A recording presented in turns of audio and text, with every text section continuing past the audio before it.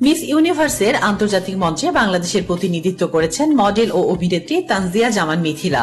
প্রতিযোগিতা থেকে ফেরার পর সম্প্রতি গণমাধ্যমে তিনি খোলামেলা আলোচনা করেছেন নিজের অংশগ্রহণ, সুইমস্যুট পর্ব এবং বাংলাদেশের অবস্থান নিয়ে। মিথিলা জানিয়েছেন যে মিস ইউনিভার্সের মতো বৈশ্বিক প্রতিযোগিতায় অংশ নিতে হলে এর নিয়ম নীতি মানতে হয়। প্রতিযোগিতার মূল্যায়নে 4টি গুরুত্বপূর্ণ ধাপ রয়েছে: close door interview, evening gown, national custom এবং সুইমস্যুট ওয়্যার বা বিকিনি পর্ব।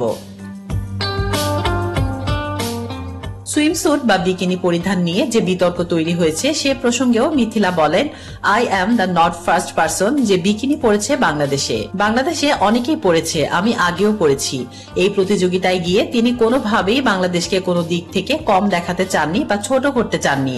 দেশের মান বজায় রেখে লড়ে যাওয়াটাই প্রধান উদ্দেশ্য ছিল তার।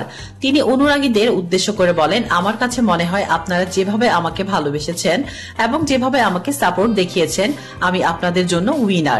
তার মতে বাংলাদেশের জন্য এই মুহূর্তে উইনার হওয়া সম্ভব না, এটার জন্য অনেক কাজ করতে হবে। এই মুহূর্তে বাংলাদেশের জন্য টপ 30 ওদের আলটিমেট, এর থেকে বেশি ওরা দেবে না, এটা একটা কম্পিটিশন। তাসলিমা আক্তার শিমু, SBS বাংলা।